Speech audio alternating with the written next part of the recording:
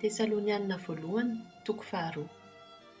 Ianareo ry havana dia mahalala fa tsy very maina velively ny nidiranay taty aminareo. Fantatrareo koa fa taloha kelin'izay dia nampijaliana sy nalambaraka tany Filipa izahay, kanefa dia nomen'ilay Andriamanitra fasahiana hanambara taminareo ny vaovao mahafaly avy aminy. Na dia be aza ny fanoherana.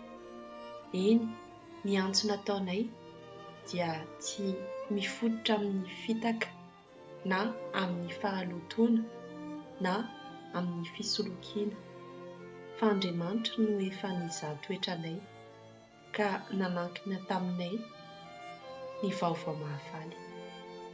Ary dia araka izany no mitenenanay. Tsy mila sitraka amin'ny olombelona izahay, fa amin'Andriamanitra izay mizaha toetra ny fonay. Fantatrareo fa tsy nanao teny manasoaso olona izahay na ny ahatsara velatsia hanafina fitiavan-karena. Andriamanitra no vavolombelonay. Tsy nitady voninahitra tamin'ny olombelona izahay, na taminareo na tamin'ny hafa. Na dia azonay natao aza ny nanapatra fahefana araka ny maha apôstôlin'i Kristy anay. Fa teo anivonareo dia nalemy fanahy izahay, mova tsy ireny mikolokolo ny zanany naterany. Noho ny fankamamianay anareo dia tsy ny vaovao mahafaly avy amin'Andriamanitra ihany no sitrakay ampitaina aminareo, fa vonona koa izahay ahafoy na dia ny ainay aza, satria efa tonga malalanay ianareo. Tsaroa anareo ry havana ny nikelezanay aina sy ny sasaranay mafy. Niasa andro aman'alina izahay mba tsy hanahirana na dia olona iray taminareo azy. Fony izahay nitory taminareo ny vaovao mahafaly avy amin'Andriamanitra. Samy vavolombelonay na ianareo na Andriamanitra.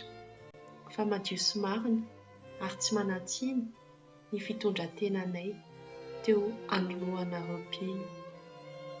Fantatrareo fa toy ny fitondran'ny Ray ny Zanany naterany no nitondranay anareo tsirairay avy. Nampirisika anareo izahay sy nampahery anareo ary nananatra anareo mba hanao fitondrantena mendrika an'Andriamanitra.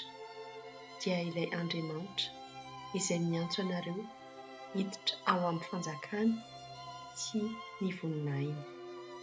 Izao koa no mahatonga anay ho velom-pisaoana tsy tapaka an'Andriamanitra. Rehefa nandray ny tenin'Andriamanitra notorianay ianareo, dia tsy niraisinareo ho tenin'olombelona izany, fa niraisinareo ho tenin'Andriamanitra araka ny tena izy, ary dia miasa ao aminareo izay mino.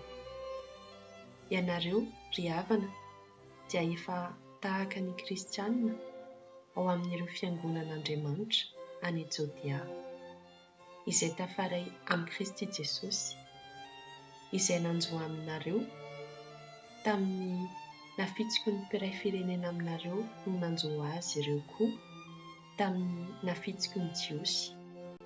Namonina faty an'i Jesosy Tompo sy ny mpaminaniny ry zareo Jiosy, sady nanenjika anay, ka tsy mahazo sitraka amin'Andriamanitra ireo sady fahavalon'ny olona rehetra. Sakanandry zareo izahay tsy hitory amin'ny hafa firenena ilay afatra mitondra famonjena, hany ka miafena hatramin'ny fatran'ny fahotana vitan'i Jiosy kanjo tamin'ny farany dia niara-ny fahatezeran'Andriamanitra ireo. Ary izahay ry havana hatramin'ny nahatafasaraka ny vetivety taminareo izay lavitry ny masonay fa tsy lavitry ny fonay, dia maniry mafy mihitsy ahita anareo ka manao izay azonay atao hahatanteraka izany. Indray mandeha na indroa izahay no te hiverina taty aminareo, indrindra fa izao Paoly, nefa dia voasakany Satana, satria tsy iza fa ianareo ihany no fanantenanay sy fifalianay ary satroboninay mpandresena ireharehanay eo anatrehan'i Jesosy Tompontsika amin'ny andro hiaviany. Eny, voninahitray sy hafalianay tokoa ianareo.